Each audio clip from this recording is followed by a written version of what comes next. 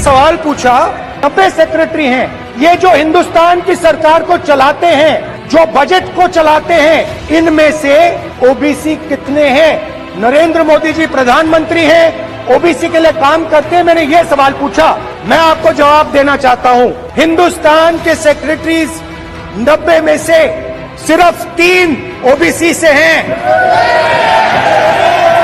तो सवाल उठता है कि इस देश में कितने ओबीसी हैं, कितने दलित हैं, कितने आदिवासी हैं, और उस सवाल का जवाब सिर्फ कास्ट सेंसस से मिल सकता है। ये जो लिस्ट है, ये ओबीसी समाज का अपमान है।